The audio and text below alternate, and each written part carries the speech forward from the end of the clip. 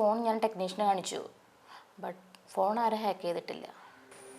ദീപ്തി ആ വീട് ആദ്യമായിട്ട് കാണുക എന്നുള്ളത് ഷുവർ അല്ലേ? അതെ സാർ.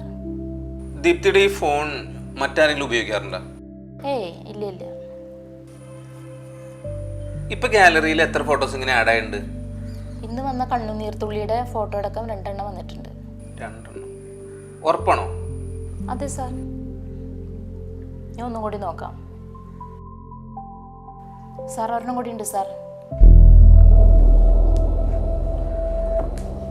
എഴുതിയ കഥ പൂർത്തിയാക്കാത്തതെന്തേ? കഥ എഴുതിയിട്ടുണ്ടോ? ഉണ്ട് സാർ. എന്തായിരുന്നു ആ കഥ? ജീവിക്കാൻ ആഗ്രഹിച്ചൊരു പെൺകുട്ടിയെ ചിലർ കൊല്ലുന്നതായിരുന്നു. എന്നിട്ടെന്താ ആ കഥ പൂർത്തിയാക്കാതിരുന്നത്? കഥയിൽ എനിക്കൊരു കൺഫ്യൂഷൻ വന്നു. പിന്നീട് എനിക്കത് എഴുതാൻ പറ്റിയിട്ടില്ല. സാറിന് ഈ തിരോധാനത്തിൽ വല്ല പങ്കുണ്ടോ?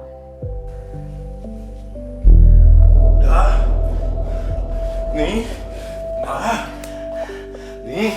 എന്റെ മോളെ നീ എന്നെ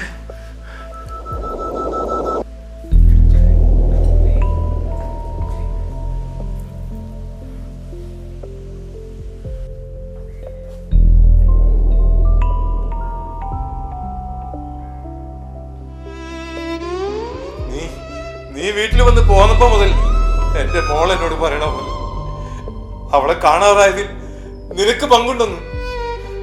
നിനക്കറിയാം എല്ലാം. അറിഞ്ഞോ അറിയാതെയോ ഞാനും അഞ്ജനയുടെ വിഷയത്തിൽ ഇൻവോൾവ്ഡ് ആണ്.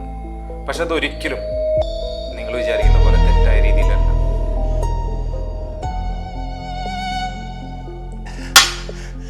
എനിക്ക് വേണം എന്റെ മോളെ. ഇതെനിക്ക് സഹിക്കാവുന്നതിലും അപ്പുറത്താണ് ഈ കാത്തിരിപ്പ്. സഹിക്കാനാവില്ല. എനിക്ക് സാറിനോട് കുറച്ച് കാര്യങ്ങൾ ചോദിക്കാനുണ്ട്. എന്ത് വേണമെങ്കിലും ചോദിച്ചോ, ഞാൻ എല്ലാം പറയാം. നിങ്ങളുടെ വീട് പണിതിട്ട് എത്ര നാളായി? ഒരു വർഷമായി. ആ വീട് ഞങ്ങളുടെ ഒരു സ്വപ്നമായിരുന്നു. ആരായിരുന്നു ആ വീട് ഡിസൈൻ ചെയ്തത്? ഞാനും രഞ്ജിതയും കൂടിയാണ് ആ പ്ലാനൊക്കെ തയ്യാറാക്കിയത്. അഞ്ജൻ അത്തരം കാര്യങ്ങളിലൊന്നും ഇടപെടാറില്ല. അവൾക്ക് അങ്ങനെ പ്രത്യേകിച്ച് ഇഷ്ടങ്ങളൊന്നുമില്ല. ഞങ്ങൾ എന്ത് പറഞ്ഞാലും അവളത് അംഗീകരിക്കും. പിന്നെ ആ തൂണ് പണി കഴിഞ്ഞപ്പോ അത് അവളുടെ ഇഷ്ടത്തിന് ഡിസൈൻ ചെയ്തില്ലെന്ന് അവൾ ചോദിച്ചു. അപ്പൊ ഞങ്ങൾക്ക് വലിയ സന്തോഷമായി. ഒരു കാര്യത്തിലെങ്കിലും അവൾ ഇടപെട്ടല്ലോ. അങ്ങനെ അവളാണ് അത് ഡിസൈൻ ചെയ്തത്. ഇതാണോ ഡിസൈൻ? ഇതന്നെ. അഞ്ജനയുടെ സ്വഭാവത്തിന് എന്തെങ്കിലും പ്രത്യേകതകൾ ഉണ്ടായിരുന്നോ? എല്ലാ കാര്യങ്ങളും അവള് നന്നായി മനസ്സിലാക്കി പഠിക്കുന്ന കൂട്ടത്തിലാണ്. അവൾ വായിക്കുന്ന പുസ്തകങ്ങളൊക്കെ ഭാവിയെ കുറിച്ചുള്ളതായിരിക്കും. പിന്നെ അവൾ പറയുന്ന ചില കാര്യങ്ങൾ ഒരു മുൻകൂട്ടി പ്രവചിക്കുന്നത് പോലെ നമുക്ക് തോന്നാറുണ്ട്. എന്ത് കാര്യങ്ങൾ? ചിലപ്പോൾ എന്തെങ്കിലും കാര്യത്തിന് ഞാൻ പൊണ്ണ് പറയുമ്പോൾ അവൾ പറയും പോണ്ടാച്ചാ നടക്കൂല എന്ന് പറയും.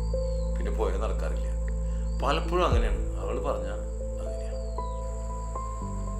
അവസാനമായിട്ട് ഒരു ചോദ്യം കൂടി. അഞ്ജനയ്ക്ക് ആരെയായിരുന്നു ഏറ്റവും കൂടുതൽ ഇഷ്ടം? അതെന്താ ചോദിക്കാനുള്ളത്? അവളുടെ ചേച്ചിയല്ല, അവൾക്ക് അമ്മയായിരുന്നു. നല്ല കൂട്ടുകാരെ പോലെയായിരുന്നു. നല്ല സ്നേഹമായിരുന്നു. സാർ കുറച്ചു നേരം ഒന്ന് പുറത്തേക്ക് കേൾക്കാമോ?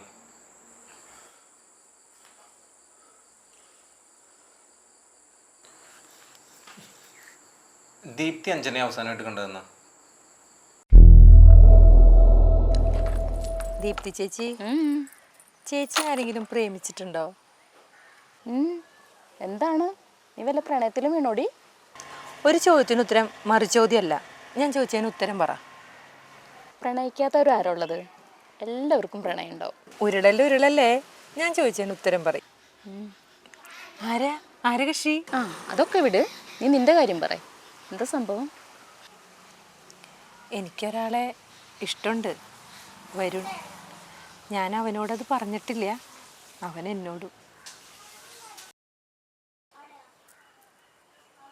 പറയാതെ പോകുന്ന സ്നേഹം നഷ്ടപ്പെടലാണ്, പിന്നീട് ഒരിക്കലും തിരിച്ചു കിട്ടാത്ത നഷ്ടപ്പെടൽ. പോയാലേച്ചി നോക്ക്. വാങ്ങണം എനിക്കും ഒരു 2 വീലർ.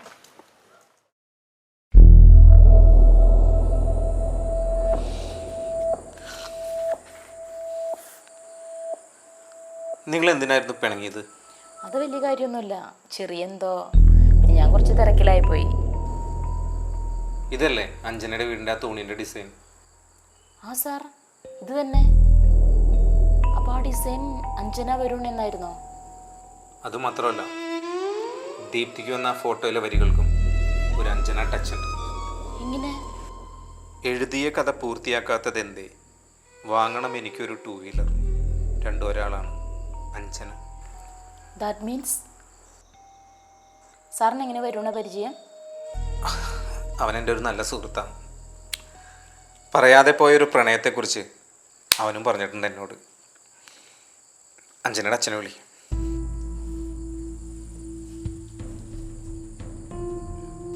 സാറിനോട് ഇത് പറയാനായിട്ട് എനിക്ക് ഒരുപാട് വിഷമമുണ്ട്. പക്ഷെ ഞാനത് പറയാതിരുന്ന ഞാൻ സാറിനോട് ചെയ്യുന്നൊരു വലിയ തെറ്റായിരിക്കും. അഞ്ജന ഇനി വരില്ല.